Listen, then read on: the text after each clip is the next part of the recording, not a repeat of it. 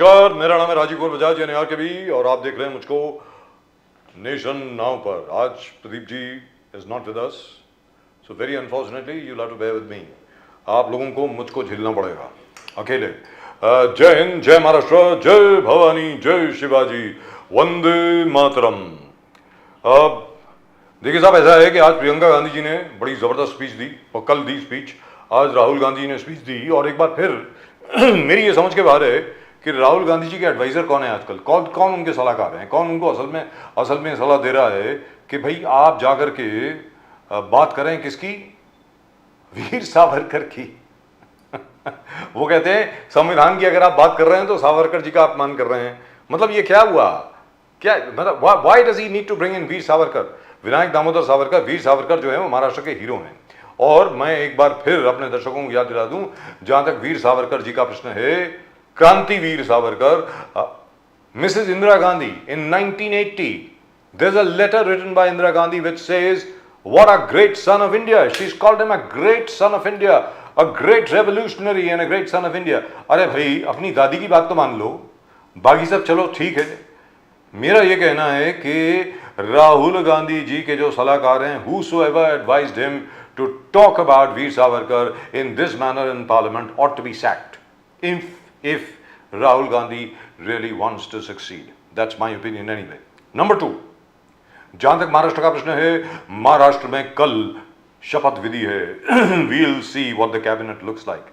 हमको मालूम पड़ेगा कि असल में कैबिनेट कैसा है, किसको क्या मिला है, कौन सा पोर्टफोलियो किसके पास है। और by the way, that doesn't mean we'll get to know it in the morning, we'll get to know it by late evening. लेकिन फिर भी कल तक मालूम पड़ जाएगा। और उसके बाद जैसे देवेंद्र फडणवीस जी ने कहा है, and I trust him, you will see a turbocharged government, and that will be fantastic. That will be really and truly fantastic, because I know for a fact the plans that Devendra Fadnavis has got for Maharashtra are absolutely splendid. They're really and truly lovely. Right, at the moment with us, we have two very, very important guests indeed. Two of my favorite people, Avadhoot Wagh Sahab from the Bharatiya Janata Party and our dear old friend, Mr. Asif Faruqi from the Congress. Avadhoot Wagh Sahab, namaskar. Avadhoot Wagh Sahab, namaskar. Mr. Wagh can't hear me. Gentlemen, could you please do something? और आसिफ फारूकी साहब को भी मेरी आवाज नहीं आ रही, और आसिफ फारूकी साहब की आवाज भी मुझको नहीं आ रही है। जनाब क्या कर रहे हैं आप लोग? Can you guys do something about it please? अभी आवाज आ रही थी, बीच में आती फिर। मैं समझ गया सर, मैं समझ गया। अवधूत वाघ साहब, आपको मेरी आवाज आ रही है? Mister Wagh can not hear me. आवाज नहीं आ रहा है आपका। Alright sir, we shall just correct that. Can we have excerpts from Rahul Gandhi's speech in the meantime? Rahul Gandhi ji ने जो भाषण दिया लोकसभा में, can we have that on for a minute before we correct the audio problem? Audio problem जब तक हम correct करें, let's hear Rahul Gandhi ji and then we hear mister Devendra Fadnavis. Let's take a look at Rahul Gandhi in parliament. Can we have that on full frame please? Hello, बहुत disturbances आ रहा है, बहुत आवाज नॉइस आ रहा है।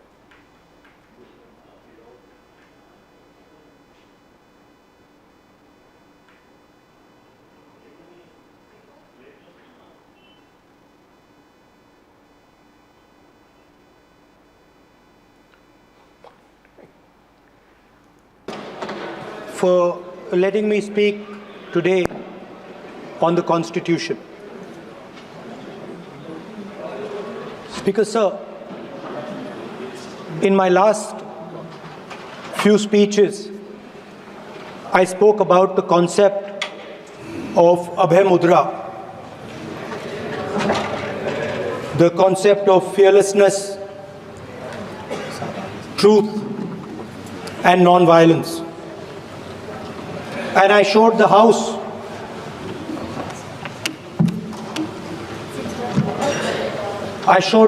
images of our different religions displaying this Abhay Mudra.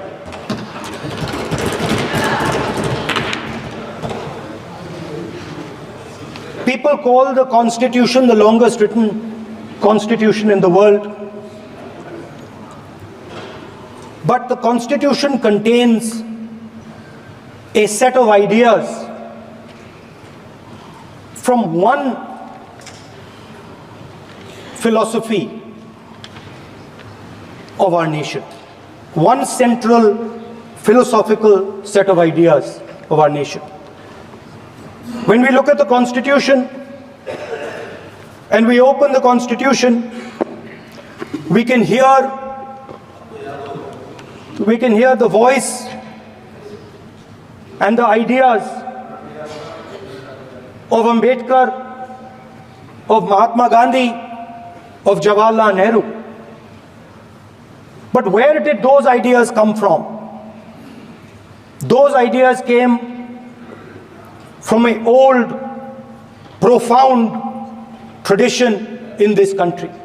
Those ideas came from Shiva, from Guru Nanak, from Basavana, from Buddha, from Mahavir, from Kabir, from a list of people.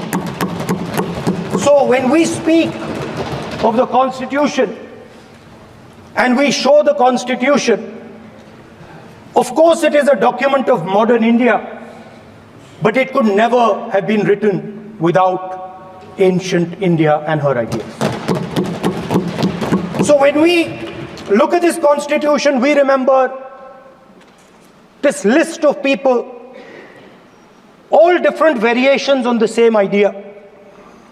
And in front of us stand the people who follow a very different philosophical tradition. And I want to start my speech by quoting what the supreme leader, not of the BJP,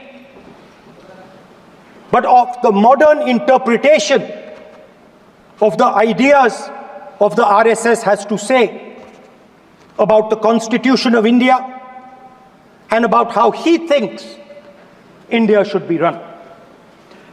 The worst thing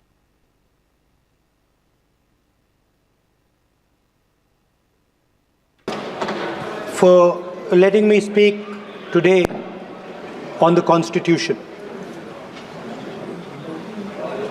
Speaker Sir, in my last few speeches, I spoke about the concept of Abhay Mudra, the concept of fearlessness, truth, and non-violence. And I showed the House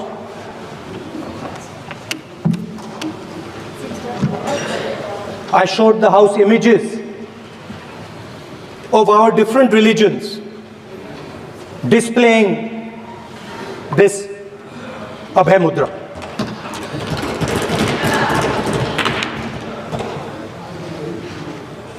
People call the Constitution the longest written constitution in the world.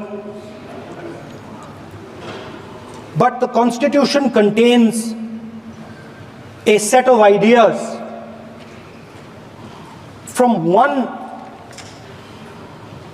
philosophy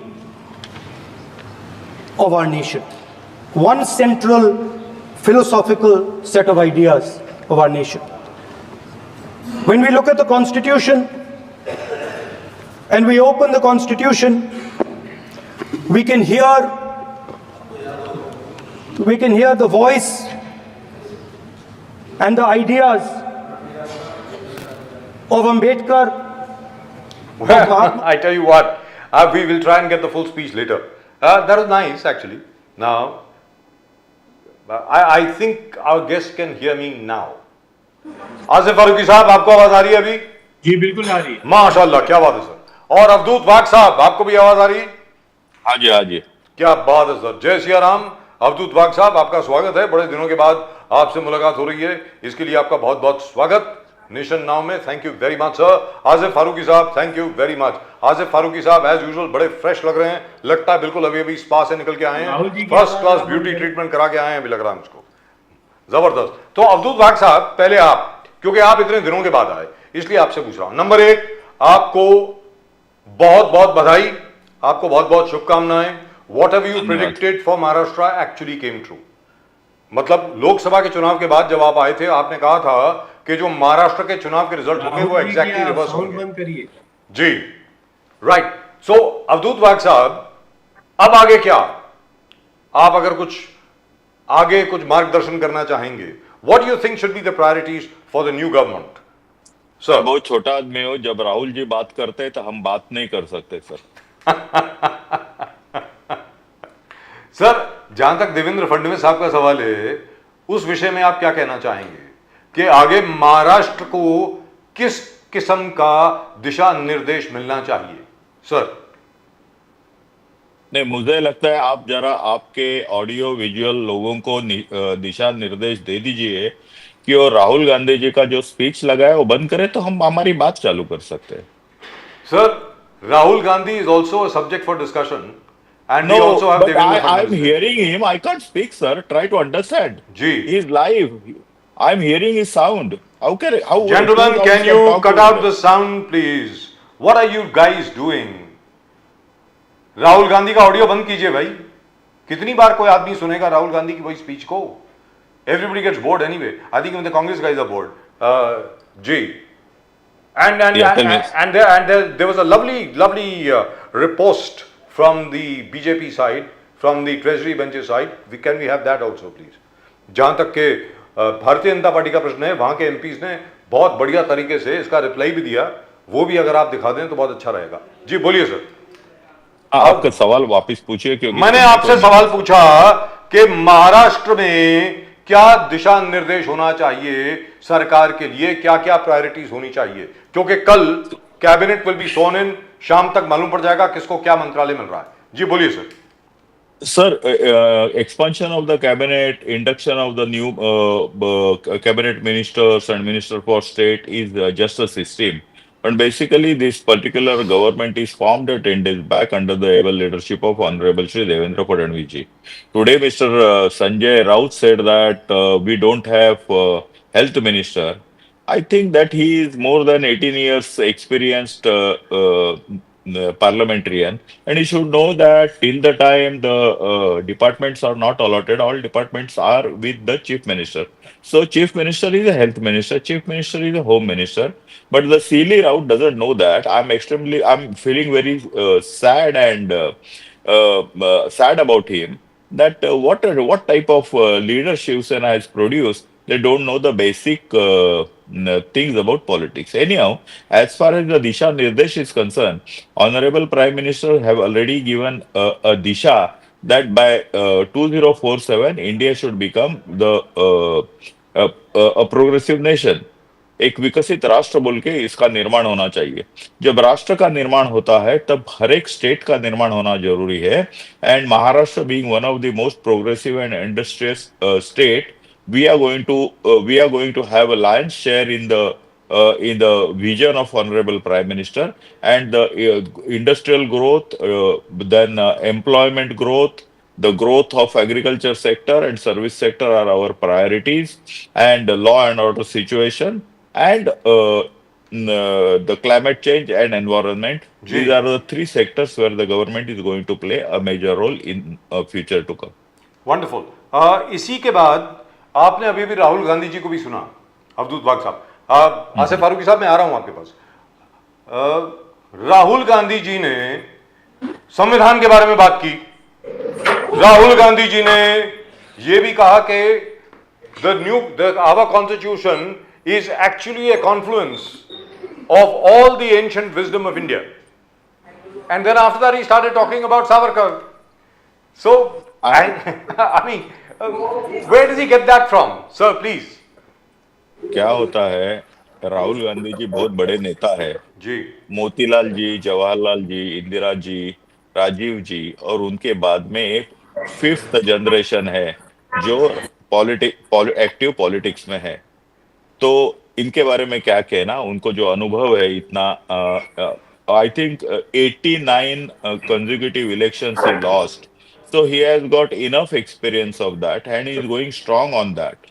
See, basically, I am thankful to Mr. Rahul Gandhi ji when he said that the Indian Constitution is a fusion of all our old Indian traditions and the philosophy of various saints and Dharmaguru. I really welcome the statement of Rahul ji. However, the contribution to the constitution is also from Dr. Babasaheb Ambedkar, and I don't know why he has forgotten to acknowledge the contribution of Dr. Babasaheb Ambedkar. He did, he Just did. He because mentioned Ambedkar, sir. मैं mention किया.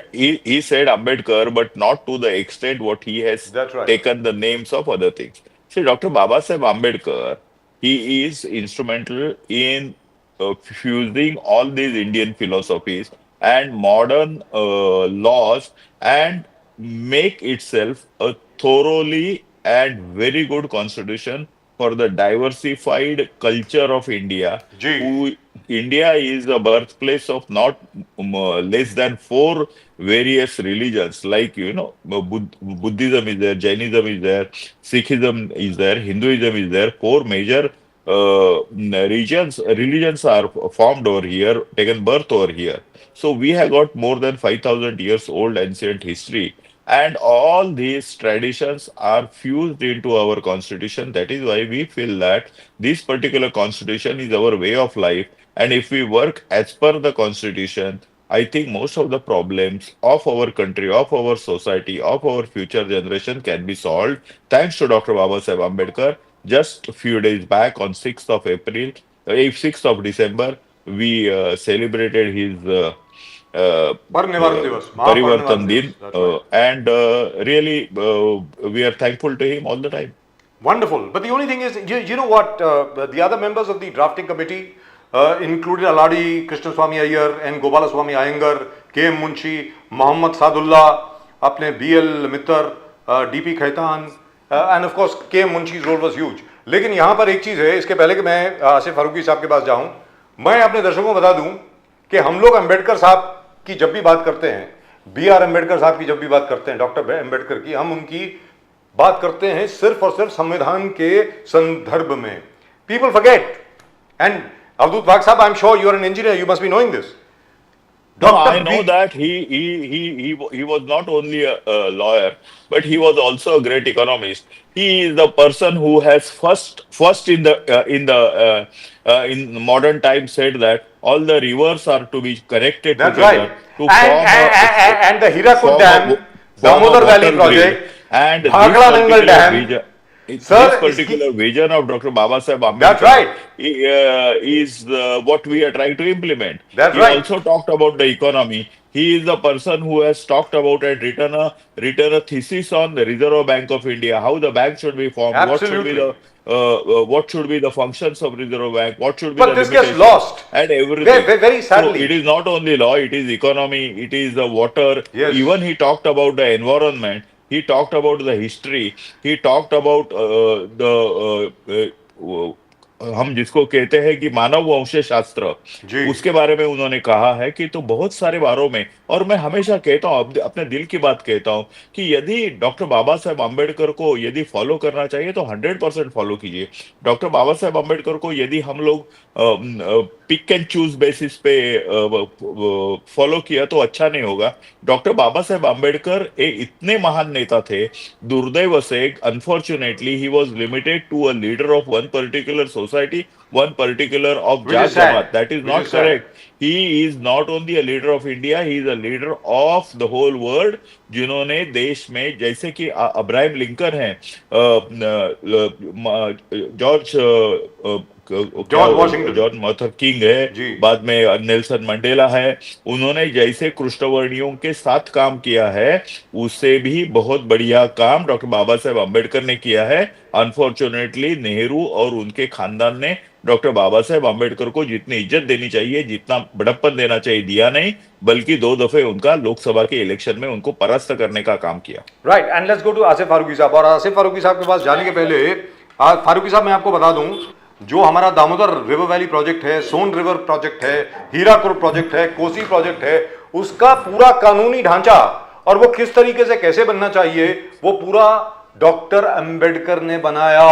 और connection of reverse, interconnection और interconnecting of reverse, ताकि देश से अकाल बिल्कुल खत्म हो जाए।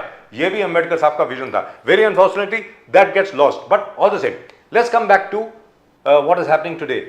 फारूकी साहब, आज जो स्पीच दी राहुल गांधी साहब ने, जबरदस्त स्पीच थी, उसके सामने से उसका जवाब भी आया। कल प्रियंका गांधी जी ने बहुत जबरदस्त स्पीच दी, और उसमें अटकलें ये लगाई जा रही हैं फारूकी साहब, कहीं ऐसा तो नहीं है कि प्रियंका गांधी जी जो हैं वो राहुल गांधी को रिप्लेस कर देंगी बतौर कांग्रेस की के नेतृत्व में? फारूकी साहब जरा अब आप बोलें प्लीज। ये पहले हम लोग डॉक्टर बाबा साहब अम्बेडकर के बारे में जो मेरे जी इन्होंने कहा, उन्होंने मेरे ख्याल से बहुत पॉजिटिव बात की, जी सिवाय इसके कि नेहरू फैमिली ने और गांधी फैमिली ने उनको पूरा उसका वक़ार या वो इज्जत नहीं दी जो उसके हकदार थे। मुझको लगता है कि ये भूल रहे हैं कि यही आरएसएस थी जिसने कॉन्स्टिट्यूशन के कुछ चीज़ों के लिए अपोज किया, बाबा साहब को अपोज किया, और इस गांधी फैमिली ने और कांग्रेस ने जितनी इज्जत बाबा साहब को दी और आज तक देते जा रहे हैं, वो बिल्कुल सामने है। उनको उसका हेड बनाया, चेयरमैन थे कॉन्स्टिट्यूशन कमेटी के, उनकी देखरेख में सब हुआ और वो बहुत पॉजिटिव थे। उन्होंने यहाँ के कल्चर, यहाँ के रिलीजन, यहाँ सबको जोड़ा और कॉन्स्टिट्यूशन को एक नए अंदाज तरीके से सारे लोगों के लिए हमारे सामने पूरे देश को एक संविधान दिया। लेकिन आज बड़े अफसोस के साथ बोलना पड़ता है कि जिस तरीके से बीजेपी और उसके लोग उस संविधान का अपोज कर रहे हैं या उसमें तरमीम करना चाहते हैं, मुझको लगता है that itself is a big proof कि वो बाबा साहब की सोच को और समझ को कितना अपोज कर रहे हैं। और मेरे ख्याल से ये बहुत ही सोचने और समझने वाली बात है। दूसरी बात अब रह गई कि प्रियंका जी रिप्लेस करेंगी राहुल जी को, राहुल जी रिप्लेस कर रहे हैं किसी और को। ये पार्टी का इंटरनल मैटर है। आप देखिए जिस तरीके से अप्रोच किया है प्रियंका जी ने और चार्ज किया है अपनी पहली स्पीच में, प्राइम मिनिस्टर को उन्होंने चैलेंज किया है। बीजेपी के पास सिर्फ मॉक करने के लिए या उनको चिढ़ाने के लिए, खिंचाई करने के अलावा उनकी बातों का कोई जवाब नहीं है। मैंने देखा, आप उनकी पूरी स्पीच देखिए, जिस तरीके से उन्होंने प्राइम मिनिस्टर को कहा कि वो संविधान की कॉपी अपने माथे पे लगाते ज़रूर हैं, लेकिन जब कुछ स्टेट के मामलात की बात आती है तो उनके ज़रा भी शिकन नहीं आती है माथे के ऊपर। मणिपुर को देख लीजिए कि जिस तरीके से 1.5 साल से हो रहा है। आज बांग्लादेश और दूसरे देशों की वो बात करते हैं और बहुत अच्छी बात है। जिस देश के अंदर किसी भी रिलीजियस या किसी भी इंसानियत के ऊपर परेशानी हो रही है, भारत देश वो मुद्दा उठाए, हम लोग बड़े खुश हैं। लेकिन आपके एक देश में, एक स्टेट, आपके देश में एक स्टेट के अंदर पिछले 1.5-2 साल से कितना मामला गिरा हुआ है, जिस तरीके के हालात पैदा हो गए हैं, आज तक प्राइम मिनिस्टर का कोई भी उसके ऊपर कोई न सोच आई, न उसको कंट्रोल किया और न उनके पास कोई उसका जवाब है। तो मुझको लगता है ये सब चीज़ें बीजेपी को और उनके लोगों को सोचना चाहिए कि ये दोहरी पॉलिसी क्यों है। जिस तरीके से ये दूसरे रिलीजन के लोगों के बारे में सोचते हैं, ऐसा तो डॉक्टर अम्बेडकर साहब ने कभी भी कॉन्स्टिट्यूशन के अंदर कोई गलत बातें नहीं की थी। उन्होंने तो हर एक को बराबरी का हिस्सा और उनके हिसाब से चीज़ों को कॉन्स्टिट्यूशन के अंदर रखा और उसको सम्मान दिया। लेकिन जिस तरीके से बीजेपी के लोग सिर्फ हिंदुत्व की बातें करते हैं और उसको दूसरे रिलीजन को डाउन करते हैं, उनके लोगों को परेशान करते हैं, इंसानियत को शर्मसार करते हैं, उससे गिरी हुई बातें करते हैं और सारी एजेंसियों को जिस तरीके से कंट्रोल करके एक दूसरे को लड़ाने का काम कर रहे हैं, मेरे ख्याल से ये बहुत ही सोचने वाली बात है और इसका अंजाम फ्यूचर बहुत खराब होगा। जी, लेकिन फारूकी साहब, जो जनाब राहुल गांधी साहब ने सावरकर के बारे में बात करी लोकसभा में, वो कहने की जरूरत क्या थी? हमें तो ये समझ में नहीं आ रहा। देखिए साहब, आप अभी महाराष्ट्र में 16 सीटों पे आ गए हैं। वीर सावरकर के बारे में बार बार जो राहुल गांधी जी बोल रहे हैं, उनको क्या मालूम नहीं है कि वीर सावरकर, विनायक दामोदर सावरकर, उनकी जगह क्या है महाराष्ट्र में? यहां तक कि इंदिरा जी ने खुद बोला है, what a prominent son of India, what a brilliant freedom fighter. ये चिट्ठी है इंदिरा जी की खुद की 1980 की, जब सावरकर स्मारक जब बन रहा था यहाँ पे, फाउंडेशन जब बन रहा था यहाँ पे, उसके लिए अपनी सैलरी से उन्होंने कंट्रीब्यूशन भेजी। तो ये कौन लोग हैं जो बार बार राहुल गांधी को एडवाइस कर रहे हैं इस किस्म की बात करने के? फारूकी साहब बोलिए। मेरे ख्याल से हम लोग उसकी बातों को गलत अंदाज में ले रहे हैं कि वो उन्होंने उनके ऊपर के डिसीजन किया है। उन्होंने उस बात को अच्छे तरीके से उठाने की कोशिश की और उसको वो बताने की कोशिश की है। हम लोग उनकी बात को गलत तरीके से ले रहे हैं। गलत तरीके राइट। अवधूत वाघ साहब, सावरकर जी के ऊपर, वीर सावरकर के ऊपर राहुल गांधी जी को क्या जरूरत पड़ी है हर बार बात करने की? अवधूत वाघ साहब ये बताएं आप, प्लीज। मुझे कहना नहीं है जी, लेकिन राहुल गांधी की इतनी हाइट नहीं है कि वो जो वीर सावरकर के बारे में बोले। He is not that big leader who can talk about Veer Savarkar. Generally ऐसा है कि अपने अलग अलग विचार हो सकते हैं, विचारों में हमारा अंतर हो सकता है, लेकिन सच्चाई ये है कि सभी लोगों ने देश के आजादी के लिए अपने अपने रास्ते ढूंढे और देश के आजादी के लिए काम किया। देश की आजादी जो कांग्रेस ने लड़ी, तब वो कांग्रेस एक पार्टी नहीं थी, एक मूवमेंट थी। उस मूवमेंट में हिंदुत्ववादी लोग थे, उस आजादी में कैपिटलिस्ट लोग थे, उस आजादी में कम्युनिस्ट थे, समाजवादी लोग थे, बहुत सारे लोग थे जो अलग अलग विचार सरणी रखते थे। हुतात्मा अभी तक आपने मुसलमान नहीं नाम लिया, क्यों नहीं लिया आपने? क्या? अरे मेरे को बोलने दो ना देखा। भैया। अरे आप बोलते, अब मुझे बोलने दो, मुझे कंप्लीट क्यों करने दो। क्यों बोलने दो? आप बोल के निकल जाएंगे, मैं आपको नहीं क्रिटिसाइज कर सकता।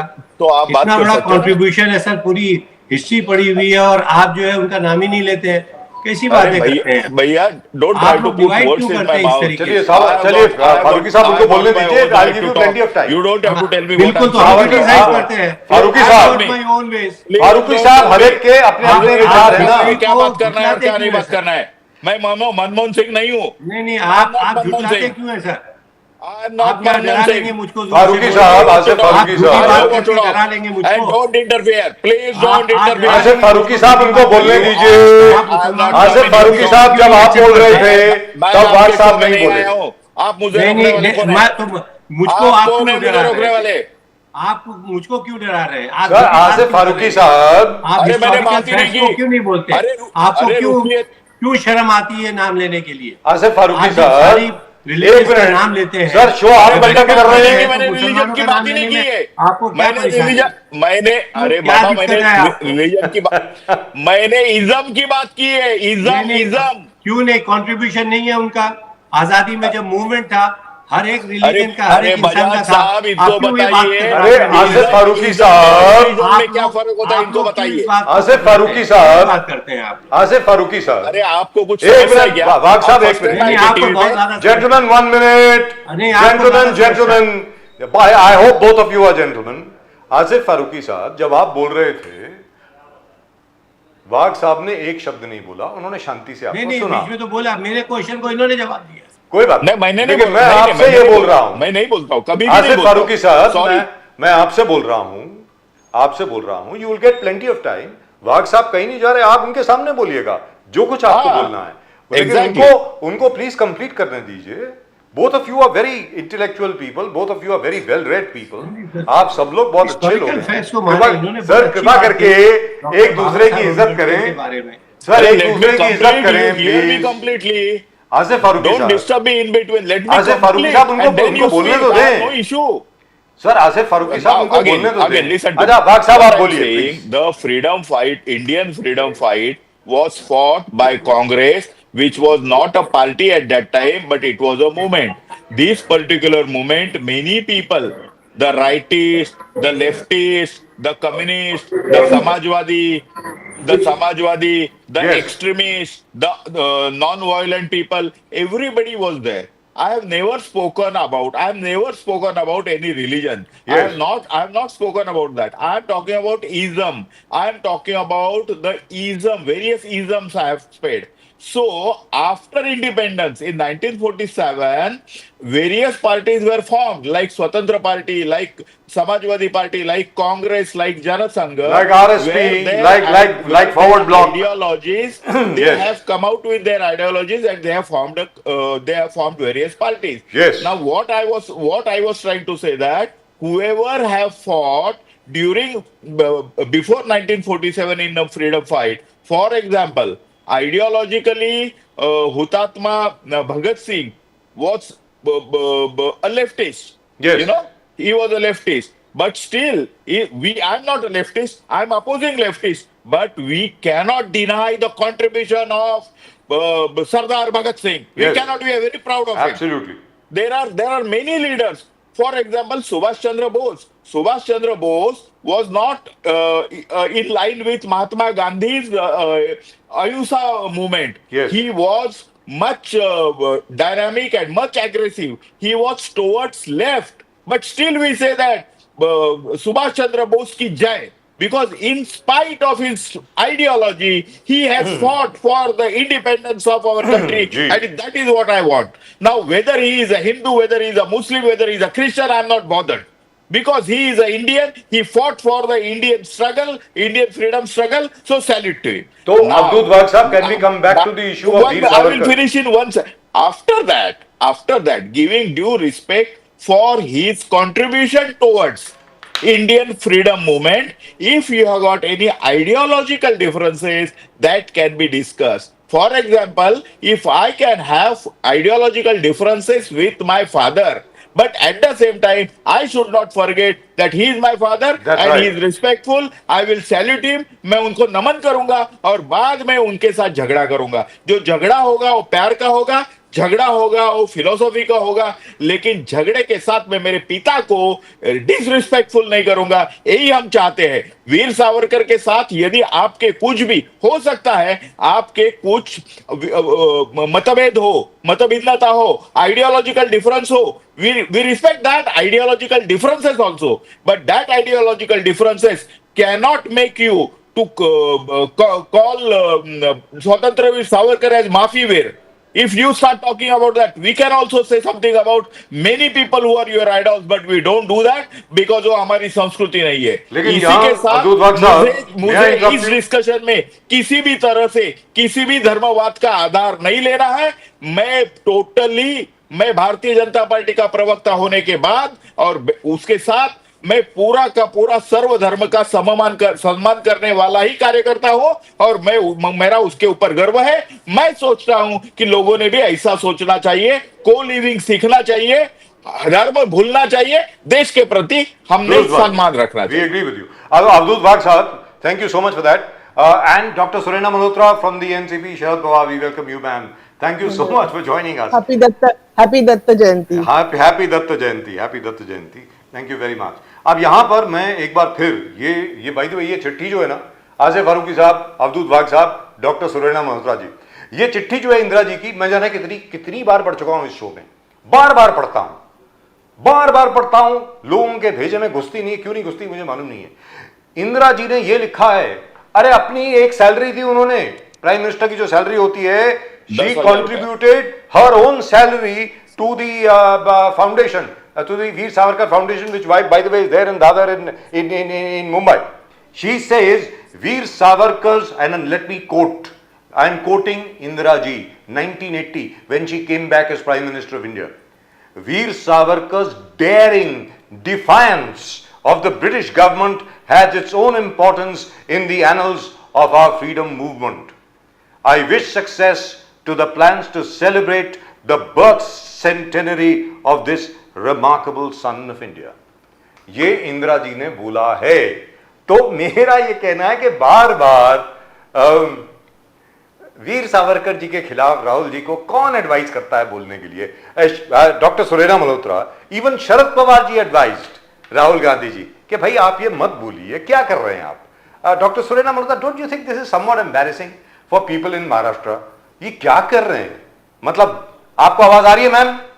हाँ बोलिए आ रही है. शरद पवार जी ने भी सलाह दी राहुल गांधी जी को कि भाई आप वीर सावरकर के बारे में आप ना बोलें.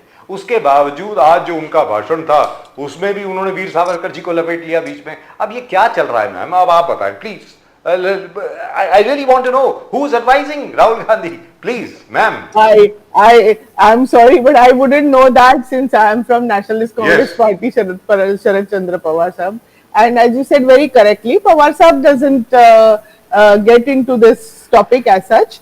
I suppose they were, even as children, we have learned about Veer Savarkar. Yes. Then I suppose that, I mean, this is what from the news which I'm saying, I don't know, that they said कि उन्होंने माफी मांगी थी, ये किया था, वो किया था, तो वो मुद्दा शायद बाद में उठा। इंदिरा गांधी ने जब भी लिया तभी ऐसा सेड कि हम लोग भी वो गाना गाते थे, ने मदशी ने परत मातृभूमिला, you know, we used to learn that song also. Yes. So these are the later on some revelations were done by some इतिहासकार, and then this topic sort of started coming up. जी, तो doctor Sunaina Malhotra, कल मंत्रालय मतलब विभाग वगैरह बढ़ जाएंगे कल। We'll have division of portfolios, we'll have new departments, etc., etc. Of course, your fight for return to ballot paper continues. आप लोग वापस जा रहे हैं बैलेट पेपर को लेकर के, आप सब लोग आंदोलन शुरू कर रहे हैं, भारत व्यापी आंदोलन होगा। लेकिन आपके मुताबिक अभी तो सरकार बन गई है, हमारे मित्र जो है, our most respected friend Devendra Fadnavis ji, मेरे बड़े अच्छे मित्र हैं, सीधी सादी बात बता रहा हूँ, so I am biased in his favour, मैं पहले से ही बोल रहा हूँ। तो देवेंद्र फडणवीस जी से आपकी क्या अपेक्षा है कि बतौर मुख्यमंत्री के रूप में, बतौर मुख्यमंत्री की भूमिका में, what should he do? What should be his priorities, ma'am, for the See, state? the priorities now, as we see that जो मंत्री बनने के लिए इतने सारे अभी दिन वेस्ट हो रहे हैं, वो सब ना होके अभी जो फोकस करिए, जो खामियां थी लास्ट टाइम कि हमें बार बार बोलना पड़ा कि कुठे नेऊन ठेवलाय महाराष्ट्र आमचा, in all the respect Maharashtra was going down, you know, it was like instead of progressing it was regressing. So I think now he's got a good chance. Now ना अभी मुख्यमंत्री हो गए हैं, तो उन्होंने अभी जो जो खामियां थी, अभी जैसे कि गृह मंत्रालय, there is utter failure of you know, कितना अभी किसी को मार दिया गया, किसी को अगवा कर दिया गया, तो and as you say, as we know that बच्चे सेफ नहीं थे, विमेन सेफ नहीं थे, so he has to look into that very properly. We don't want Maharashtra to become like Bihar, we want that Maharashtra जो पहले वैभव था महाराष्ट्र का वो लाए। हेल्थ केयर कहाँ, मतलब हेल्थ केयर की situation is really bad. I mean today only I was seeing that जो फैमिली प्लानिंग के ऑपरेशन के बाद में तो लेडीज को ऐसे नीचे लेटा दिया था, फर्स्ट पे लेटा दिया था। मैं आपको इंटरप्ट करता हूँ, Yes. I must interrupt you. Avdhoot Wagh साहब और फारूकी साहब, ये सुनने वाली बात है सर, ये हमारी खुद की देखी हुई बात है। अभी कुर्ला के अंदर एक बस एक्सीडेंट हुआ जी, एक बच्चे ने, जो अभी नया बच्चा था, अब सब कॉन्ट्रैक्टिंग सिस्टम है वहां पे, अब let's, I don't want to go into that because that will become a totally different debate altogether. There were 8 people who died, I think now 10 people have died, there are about 43 odd people who are injured. 43 लोग जो हैं अभी भी बहुत बुरी तरह जख्मी हैं। सुनने वाली बात है सर, उनको भाभा हॉस्पिटल में उनको एडमिट किया गया। आपको मालूम है doctor Malhotra, you are a doctor yourself, उनको कहा जा रहा है भाई अपना एमआरआई किसी और हॉस्पिटल में कराओ, किसी को कहा जा रहा है इसके एक्सरे के लिए कहीं और भेजो, वो जो बोन का आजकल जो एक स्पेशल एक्सरे आता है वो कहीं और करवाओ। तो वो एक तो बेचारा जख्मी है, उसके अलावा वो ऑटो का पैसा खर्चेगा, इधर जाएगा उधर, ये हो क्या रहा है ma'am? What is going on? This is really pathetic. Healthcare has to be overall. Healthcare में proper attention देना ही चाहिए। हम लोग कौन से सदी में हैं? I mean, किस टाइप का healthcare? And we are proud that we truly have fantastic doctors. यहाँ पे मतलब we have the knowledge and all that, but facilities have to be given by the government. The government, whatever the funds have to be given, or even if the funds have been given, they have to be utilized properly. See, in every respect, I think there is some problem about accountability. There is no accountability in everything. जैसे आपने कुर्ला का मतलब, apart from this medical, how that person was allowed to drive? The person who doesn't even know how to drive an automatic AC bus, he didn't know that there clutch, how to use the brake, and so I think there has to be somewhere that factor of accountability in every field has to be there. has That's to be right. there. Otherwise, we will not go anywhere. And I think Devendra Fadnavis ji, whatever, he's very educated and he knows That's his right. stuff. But That he then is. On that there is no implementation doubt. has to be there. Correct. Somehow that is something which is absolutely lacking. I agree with you. Asif Farooqui साहब, आप इस विषय में कुछ बोलना चाहेंगे? फारूकी साहब। मैं मुझको लगता है सर कि ये मेडिकल के अंदर जब से ये इंश्योरेंस का मामला आया है जी। तो हमारे सारे सिस्टम खराब हो गए हैं, मतलब बैड टू वर्स्ट हो गए हैं। आप अगर याद करें तो हमारे बचपन में बड़े अच्छे से ये गवर्नमेंट के हॉस्पिटल और म्यूनसिपल हॉस्पिटल चलते थे, जी। बहुत सस्ते में चलते थे, वो गरीबों की बड़ी कैटर करते थे और बड़ी सेटिस्फैक्ट्री की सर्विसेज थी। आप, ये मेरा पर्सनल ओपिनियन है, मैं ट्रैवल करते रहा हूँ यूरोप अमेरिका, मैंने देखा वहाँ इंश्योरेंस पिछले 40-50 साल से ज़्यादा से है और उनका हेल्थ सिस्टम बहुत ही गड़बड़ हो गया है सर। स्पेशली आप यूके का NHS सिस्टम देखें तो बिल्कुल ख़त्म हो चुका है, उनका हेल्थ का पूरा बजट खराब हो गया है, उनके पेशेंट को 2-2, 4-4 साल की सर्जरी की डेट्स आती है, उनके पेशेंट इंडिया में आ रहे हैं और सर्जरी करवा रहे हैं।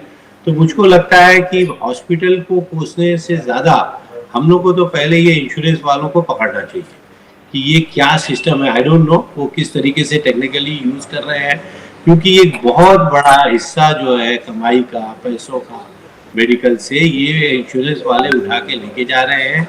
गवर्नमेंट को इसके ऊपर बहुत अच्छे से ध्यान देना चाहिए। उसके बाद डेफिनेटली जो सिस्टम के अंदर गड़बड़ी हो, एक्सरे और जो सारी सुविधाएं हैं, क्योंकि हमारे पास हैंड्स बहुत अच्छे हैं, डॉक्टर्स बहुत अच्छे हैं और यहाँ के लोग बहुत अच्छे हैं जो प्राइवेट मदद करने के लिए हमेशा तैयार रहते हैं। NGOs हमारी बहुत ही मदद करने के लिए तैयार रहती है। यूरोप अमेरिका में तो वो अपने पैसे के लिए चीज़ें करती है, मैंने देखा है।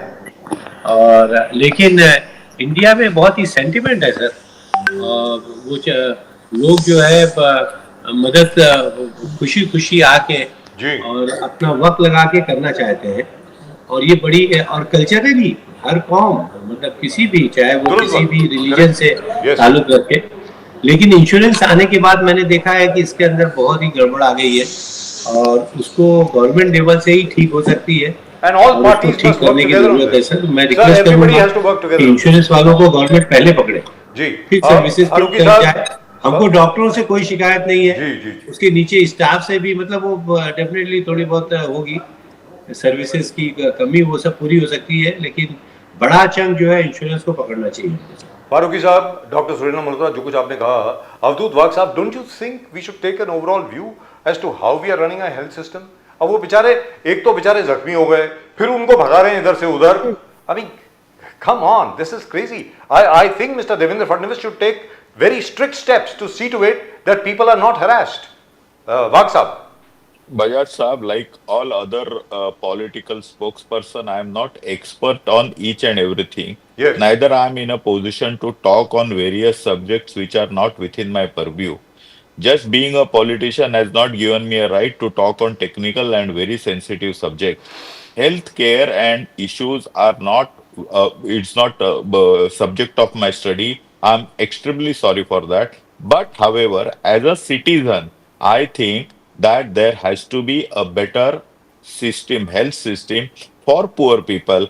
The insurance and health insurance and other systems are good for middle class and higher middle class who are taken medicines and getting operated in private hospitals. However, for the people, poor people, we should need and we should improve upon our standard general public hospitals. If that is done, most of the problems will be solved. As rightly pointed out by you, now the medical field is getting ultimately modernized, and you require a lot of different X-ray machines, MRI machines, CT scan machines, which are very costly. Each machine is costing more than 5 crore to 7 crore. Doesn't matter.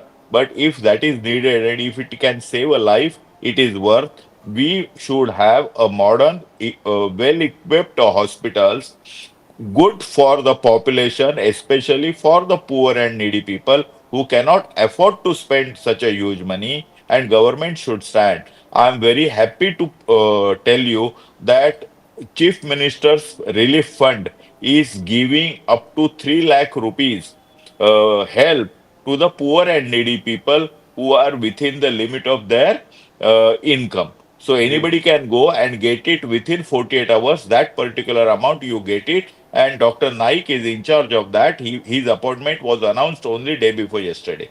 Wonderful, absolutely wonderful. But here, Abdul Wag साहब, what I would like to know is coming back to a political subject. अगर राजनीति की बात करें, आज की तारीख में जिस प्रकार अटकलें लगाई जा रही थी हर जगह पे, देखिए ऑफिशियल आधिकारिक तौर पे तो कुछ आया नहीं है, आधिकारिक तौर पे एकनाथ शिंदे साहब ने कुछ नहीं बोला है, ना ही उनके पार्टी के लोगों ने बोला। हाँ, उदय सामंत साहब की स्टेटमेंट आई थी कि एकनाथ शिंदे साहब मुख्यमंत्री उप मुख्यमंत्री नहीं बनना चाहते थे, उनको परसुएट किया गया, सारी पार्टी ने आकर के उनको बोला भाई आपको बनना है। और फडणवीस साहब ने भी जाकर के बोला कि तकलीफ तभी आती है अगर जो सीनियर मोस्ट नेता है वो सरकार में नहीं होता तो तकलीफ आती है, तो वो मान गए।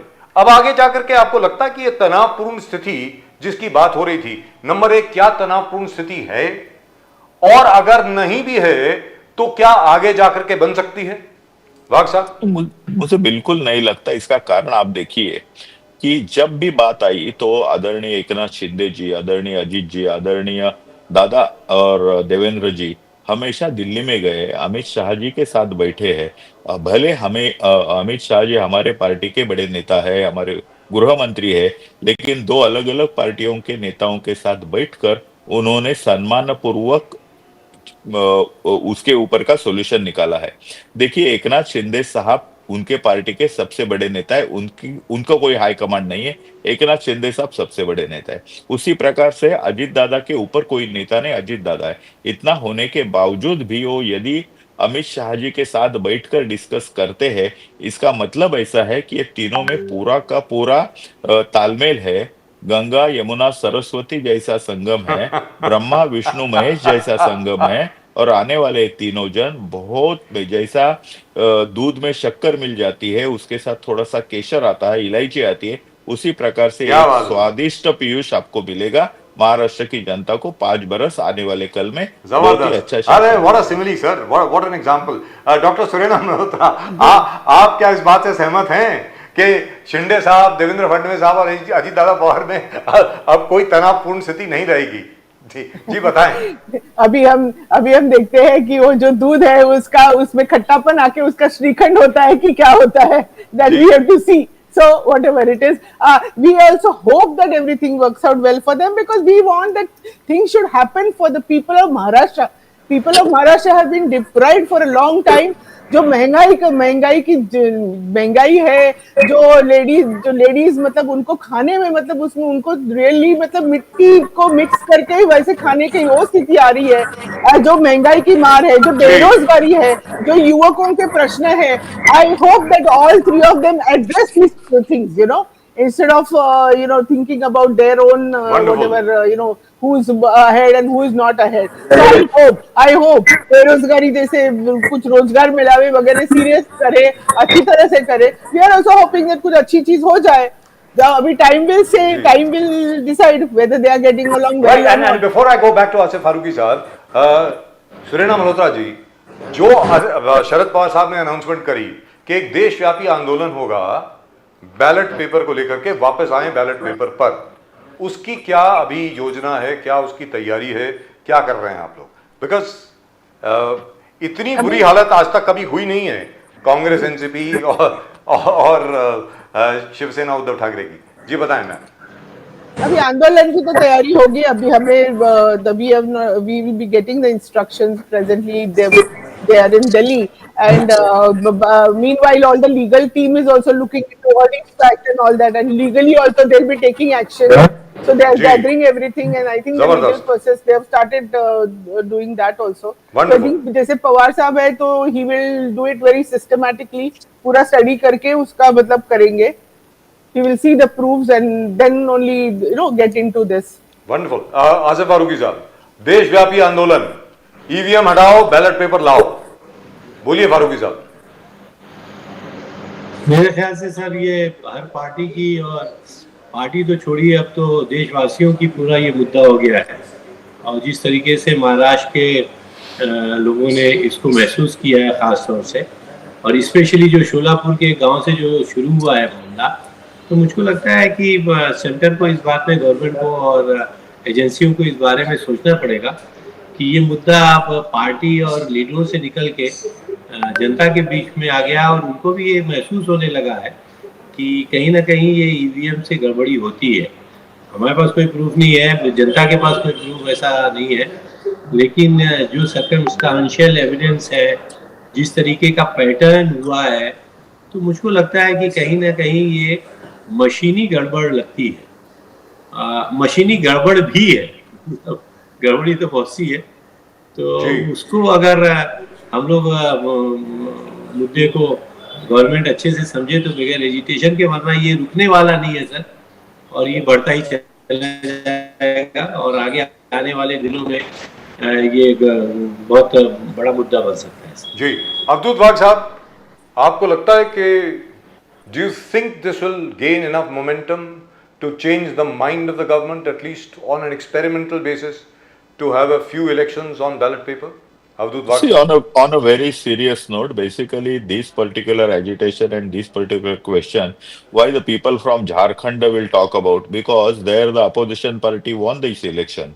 Okay, now when 99 MPs of Congress won, they celebrated like their victory, and Rahul Gandhi celebrated his getting leader of opposition post as if he got the post of prime ministership. Now, recently, Priyanka Gandhi won from Wayanad. Why they are not doubting the ballot machines or EVM? If a few months back, when out of I think 31 seats won by Mahavikas Agadi, Yes. and they never talked about EVM. But basically, this particular agitation is out of frustration. They are in totally paralyzed the situation. They don't know what to do. They had high hopes. They already decided who will become the prime chief minister, who will become minister. Even they have distributed the portfolios. The राज्य मंत्री किसको बनना है, महामंडल किसको देना है, पीए किसको बनाना है, कॉन्ट्रैक्ट किसको देना है, कितना टक्का मिलना है, ये भी सब तय हुआ था। उनको बहुत बड़ा झटका लगा है, और ये एजिटेशन हुआ तो पहली बात है महाराष्ट्र के आगे जाने वाला नहीं है।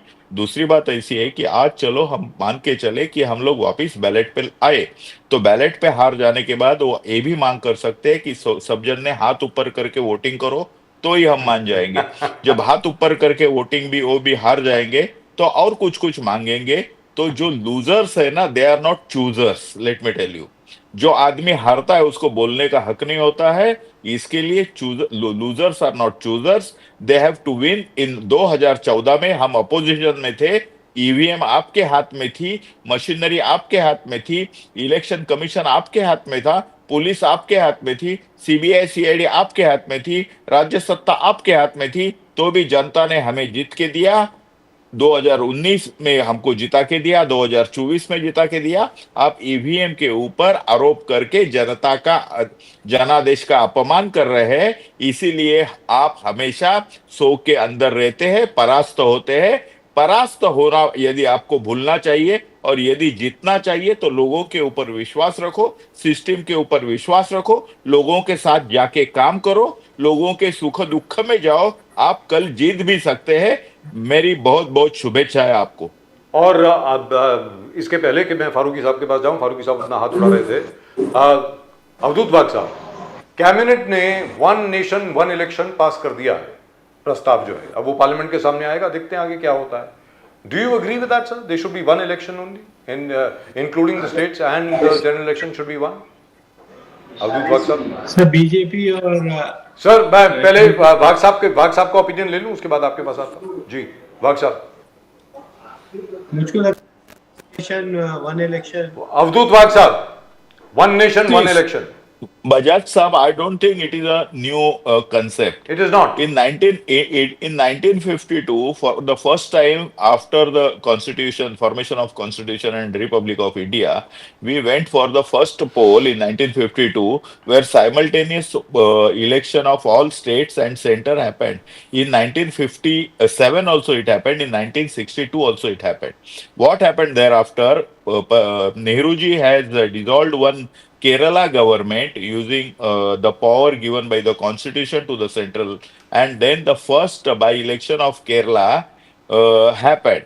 And from there onwards, even in 1977, Janata Party came in power and they dissolved most of the Congress-ruled states. In 1980, again when Indira Gandhi came, she dissolved most of the Janata Party-led states. This had happened and all problem created.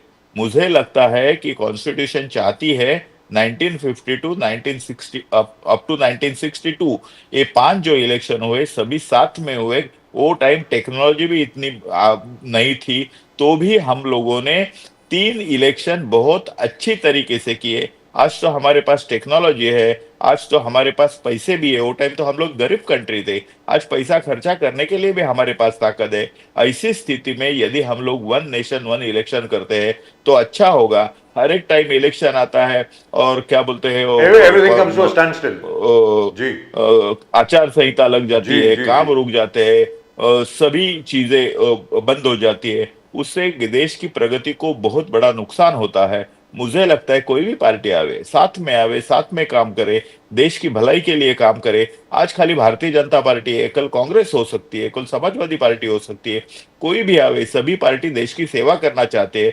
सभी party अपनी अपनी विचारधारा के साथ काम करती है।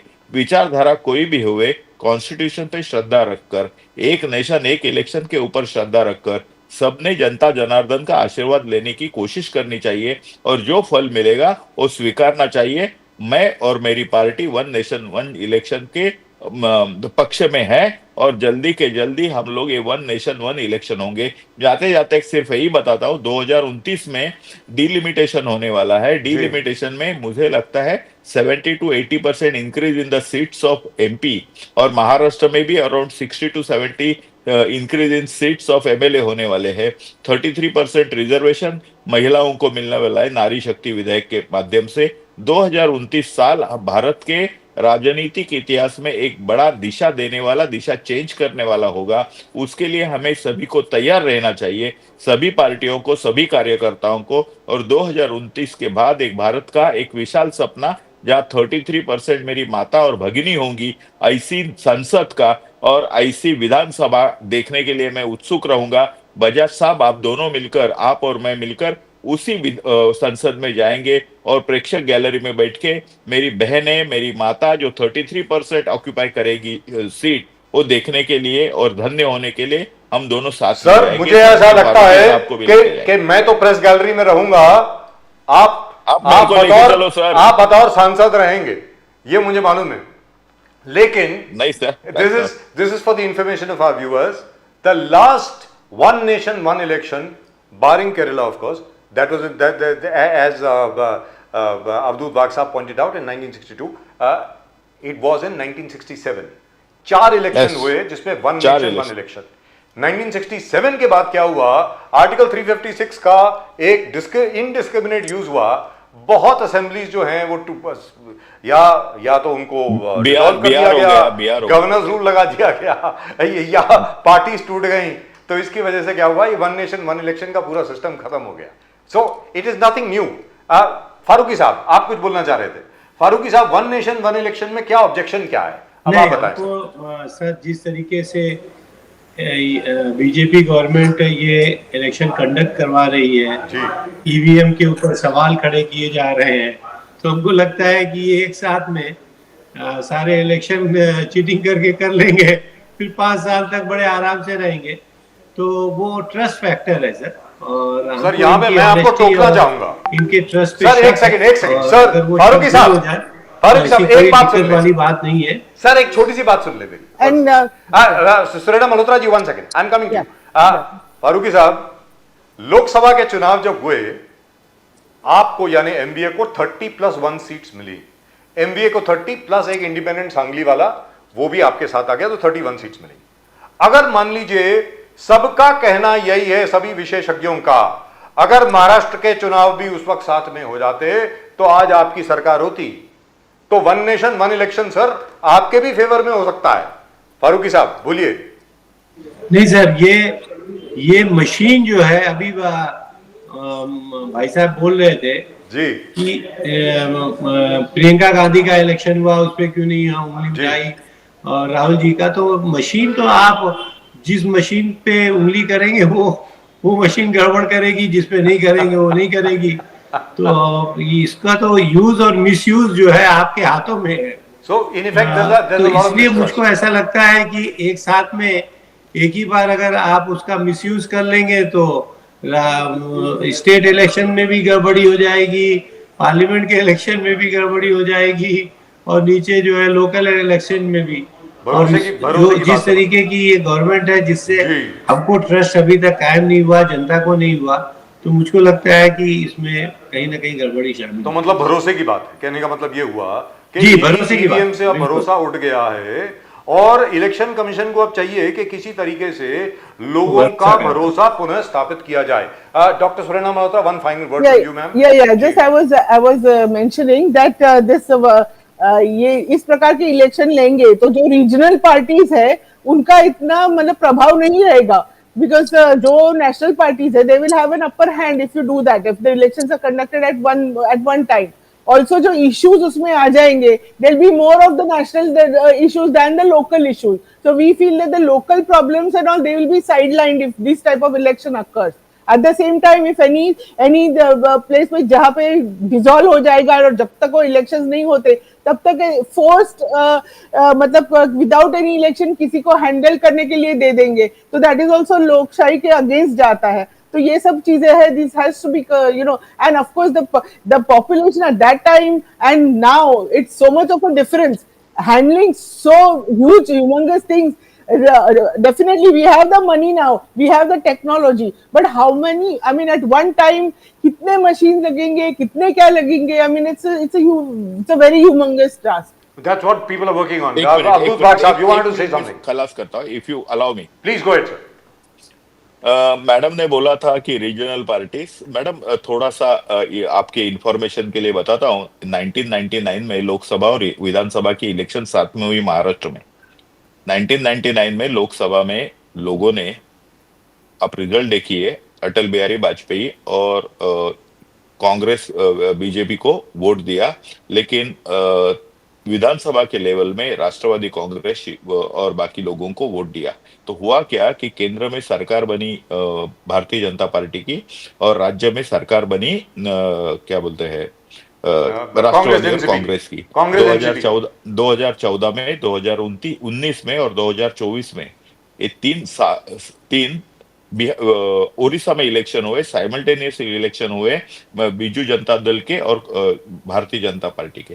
14 में और 19 में दोनों दफा भारतीय जनता पार्टी के खासदार ज्यादा जीत के आए, लेकिन विधानसभा में हार गए और बीजू जनता पार्टी जीत के आई। Simultaneous election I am talking about. और 2022 में क्या, 2024 में हुआ कि हम लोग दोनों जगह जीत गए।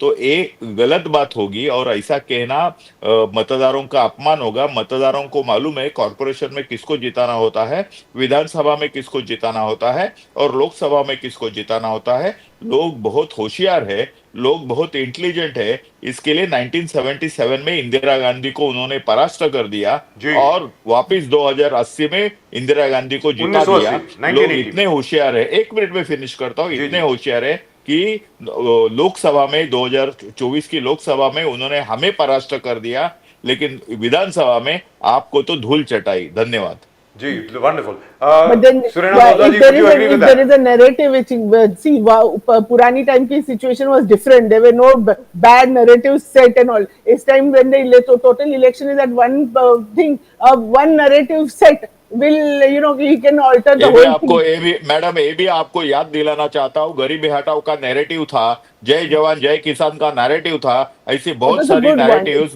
मैं मैडम 44 इयर्स एक्टिव, मैडम सुनिए, 44 इयर्स एक्टिव पॉलिटिक्स में हूँ, सभी जानता हूँ। नैरेटिव्स की बात करेंगे तो नैरेटिव सब जगह चलते हैं, आज नहीं चलते। राजस्थान में नैरेटिव चला था कि मोदी तुझसे बैर नहीं, वसुंधरा तेरी खैर नहीं। ये नैरेटिव ने हमारा विधानसभा में हमारी हालत खराब कर दी, लोकसभा में हमको जिताया। वो तो नैरेटिव सब जगह से चलेगा, हमारे से चलेगा, आपसे चलेगा। यही तो लोकसभा, यही तो लोकशाही है, यही तो प्रचार यंत्रणा है। But the only thing is, Abdul Bhag साहब है वो ऊपर आता है। Abdul Bhag साहब and Dr. Surena Malhotra, since Asif Faruqi साहब seems to have left us, the Congress has left us of course. मैं ये मान करके चलता हूं कि इलेक्शन कमीशन का दायित्व बनता है किसी भी तरीके से सभी ऑपोजिशन पार्टीज को अपने साथ बुलाए और बोले कि भाई ये देखिए, ये है ईवीएम मशीन, इसको आप देख लीजिए, मुझे बताइए अब ये हैक कहां से होगी। Rahul ji, why you are wasting time? This had happened not once, it had happened many times. But let it happen many times. How does it make a difference? By the way, my name is not Rahul, it's Rajiv. There is only one Rahul Gandhi. Rahul का ही नाम आता है हमेशा, क्या करूं? BJP का आदमी है तो मुंह में राहुल ही आता है। Rajiv Gandhi was a very good friend of mine. Rahul Gandhi, by the way, used to call me uncle. अच्छा, but that's सर, fine. क्या है, देखो सुप्रीम कोर्ट ने निर्णय दिया है। अच्छा, दूसरी बात है कि लास्ट टाइम निवडणूक आयोग ने कहा था कि भाई मैं सब क्या बोलते हैं ईवीएम सामने रखते हैं, कोई भी आने दो, not a single application from not a single party has gone. Sir, they were not giving. Let me Sir, admit our Kirit Somaiya has also had a doubt on Yes, he did. EVMs. He did. And we He came on have my show. also Sir, he came on my realized show that twice. these EVMs are not good for the nation. He This is wrote a not book like also. that. Then after examining in 2008 में उनको हमने clean chit दी, तो जी। हमने भी 2008 में जब हम लोग विरोधी पक्ष में थे बोला था ईवीएम अच्छा है, और उसके बाद में 2014 में हम लोग जीत गए। उसके बाद में अभी क्या फर्स्ट टाइम ले रहे क्या? 2004 का इलेक्शन कैसा हुआ? ईवीएम पे हुआ। सर अभी टेक्नोलॉजी बढ़ गई है। 2014 sir there is the Pegasus network. Sir there is the Pegasus software. Why all the countries are going in for ballot paper? Then why all the progressive countries they are going for ballot paper? So what is wrong in किसने having a बताया ballot आपको? paper? Sir, examination में क्या है? 27 countries में EVM चलती है, और जब बैलेट पेपर था तो कांग्रेस के गुंडा पूरे के पूरे बूथ उठा के लेके जाते थे। हमने देखा है, मैंने वो इलेक्शन मैंने देखी है कि जब पूरा का पूरा बूथ कैप्चर्ड होता था, गनमैन्स आते थे, आपकी जो पत्रिका है उसके ऊपर ठपाठप स्ट्राइक मारते थे। Who is going to stop that? तो अब एक्यूजेशन आपके खिलाफ है। इसके बाद में निवडणूक आयोग का एक सर अवधूत वाघ साहब, अब एक्यूजेशन आपके खिलाफ है कि रात रात को आप इसी तरीके से ईवीएम में वोट छापते हैं। शक है तो अपने वाइफ के ऊपर, और वाइफ का अपने हस्बैंड के ऊपर भी यदि शक रहेगा तो ये संसद चलेगा ही नहीं। किधर ना किधर शक रखना चाहिए। But what is the problem? I still can't figure out. विश्वास रखना चाहिए। But अवधूत वाघ साहब, किसी के ऊपर why you getting agitated? आपका तो खुद के ऊपर भी विश्वास नहीं है। But अवधूत वाघ साहब, why you getting agitated? It is the right of every citizen to demand, if they have certain doubts, that sir, please clear our doubts. उसमें क्या है? हर बार सर एक मिनट, जब भी चुनाव होता है अवधूत वाघ साहब, जब भी चुनाव होता है ईवीएम ट्रेनिंग देता है ना सर, इलेक्शन कमीशन ट्रेनिंग देता है ना नए जनरेशन को। Rajiv ji, it happened everyday, थोड़ा ही होता है। सुप्रीम कोर्ट ने वर्डिक्ट दी है तो ऐसी दी sir, which is all right, so what? Clean chit, और क्या Supreme Court has also been wrong in the past. It doesn't matter. The BJP itself has said it. Sir, let me not go there. मेरे ऊपर doubt लेता हूँ। Sir, let me not go there. मैं जिंदा हूँ कि मरेला हूँ, ये डाउट है। That is something absurd. अरे अवधूत वाघ साहब, तो मर गया हूँ अवधूत वाघ साहब, तो उसका उसके ऊपर डाउट है। 1936 में अवधूत वाघ साहब राम मंदिर का इशू 1936 में आया। एक्चुअली काजी के कोर्ट में 1832 में आया, फिर 1859 में आया जब 20 निहंगों ने बाबरी मस्जिद को अपने कब्जे में ले लिया था, तब से काजी के कोर्ट में था। So it is not as if the courts are always infallible. So supreme court may be supreme, it is not infallible. Supreme Court can also change, which is why you are allowed various petitions which allow you to file different kinds of petition in front of the same bench. ऐसा नहीं है. So who is stopping? Who is exactly. stopping you? So Surena Malhotra ji, the point which is coming out of what Wagh is saying, what Mr. Wagh is saying is very very clear. One second sir, आप ही की बात कर रहा हूं sir. Let some technological people go and examine the EVM. Sir, वो मैं बात ही नहीं कर रहा हूं. I am not saying that at all. That is part 2, part 3. I am saying, ma'am, सुरेना Malhotra जी, अगर आपके पास अभी कोई सबूत हैं, कोई ठोस सबूत हैं, if we have evidence कि यहां पर say VVPAT count is not matching with the EVM count, or the number of voters registered in a particular polling booth is not matching with the number of voters polled, or whatever evidence you have, I don't know. If you have any concrete evidence, please take it to the court. Yes, that's I am what sure the court will Pawar hear you. Saab said, that we have the legal team and they're looking into it, and definitely it will be for the cases will be filed for that. But let me put another thing to you. One last final thing to you. One last final thing to you, Surena Malhotra ji. The Election Commission is a huge organization. All right, there are any number of people working there, और ये हिंदुस्तान है. And let me tell you, I've been a journalist now since 1981-82. My first job was in 1981. I was a reporter in Patriot newspaper. Aruna Asaf Ali ji was the chairman. तब से मैं journalist हूं. हिंदुस्तान में कोई ऐसी चीज नहीं है जो बहुत देर के लिए छुपी रहती है. किसी ना किसी का रिश्तेदार होता है, किसी ना किसी का कोई साला होता है, भाभी होती है, काकी होती है, फूफा होता है, बुआ होती है, उसके मुंह से निकल ही जाता है कि हाँ भाई मैंने ईवीएम में ये गड़बड़ करी है. आज तक तो कोई आया नहीं मैम, इतने साल हो गए हैं, आज तक एक बंदा नहीं आया सामने कहने के लिए कि ईवीएम को इस तरीके से रीप्रोग्राम करते हैं. अब आप बताइए हिंदुस्तान में क्या ये संभव है? Anyway, I leave it to you. I leave it to all of you. You are all politicians. The faith of the people should be on you. And I think if you have some concrete evidence, please take it to court. Yes. Thank you so much, ma'am. Thank you for joining us. Namaskar. Abdul Baq Saab, namaskar. Always a pleasure talking Thank to you. you. Thank you very much. That's it. Good night. Well, that's all that we've got for you. आज दत्त जयंती भी है. I had forgotten. I should have wished all of you for that. आज दत्त जयंती भी है. आप सब लोगों को बहुत बहुत बधाई दत्त जयंती की. उसके अलावा जहां तक कि ईवीएम का प्रश्न है, this question is not going to go away. ये ईवीएम का सवाल जो है ये वापस जाने वाला नहीं है, ये वहीं पर रहेगा. लेकिन सब लोगों को मिलकर के, स्पेशली विपक्ष जो है, उसको ठोस सबूत लेकर के सामने जाना पड़ेगा. और एक बार कोर्ट में पिटीशन फाइल हो गई, that will become a public document, सबके सामने आएगा. भले ही निर्णय आपके फेवर में ना आए, लेकिन लोगों के बीच में तो जाएगा कि फला फला पोलिंग स्टेशन पे 326 वोटर थे, या सॉरी 329 वोटर थे और 626 वोट पड़े. ये तो एनेक्डोटल एविडेंस है ना. अभी तो आप सिर्फ ये बोल रहे हैं. कई कई ऐसी जगह हैं जो शख्स बोलता है कि मेरा खुद का वोट मुझे नहीं मिला. अगर ऐसी बात है और आपके पास ये सब एविडेंस है, यानी ये सब सबूत हैं, तो ये सब लेकर के कोर्ट के सामने जाइए. कौन रोक रहा है आपको? Just anecdotal evidence will not do. Number 2, Priyanka Gandhi gave a fantastic speech. It was really and truly wonderful. Of course, the BJP retaliated. Really and truly lovely. I was very impressed. Rahul Gandhi gave a speech today. The usual, there was no need to talk about Vinayak Damodar Savarkar. There was no need to talk about Veer Savarkar. That is my opinion. I don't know who Rahul Gandhi's, advisors are. Whosoever wrote that speech or whosoever gave him the advice or suggested to him that he should talk about Veer Savarkar, I think Rahul Gandhi needs to sack him, and sack him as of yesterday. Well, that's just about it for tonight's show. Pradeep ji could not be here because of a very, very important reason. He had to go somewhere. He'll of course be back tomorrow. On Monday. और फिलहाल आप जरा subscribe जरूर करें channel को. Please subscribe करें. Sorry, ये घंटी भी बज गई है. और कमेंट जरूर भेजें अपने.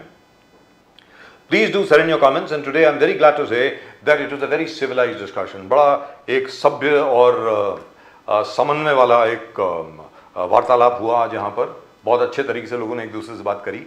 कोई गाली गलौज नहीं हुई. People did not speak over each other too much, and that, by the way, is a blessing. So we could hear everybody. And thank you very much for joining us. आप सब लोगों को बहुत बहुत धन्यवाद नेशन नाउ के साथ जुड़ने के लिए. और नेशन नाउ की पूरी टीम की तरफ से, मेरी तरफ से, प्रदीप नाम्बियार जी की तरफ से आप सब लोगों को नमस्कार. जय हिंद, जय महाराष्ट्र, जय भवानी, जय शिवाजी, वंदे मातरम.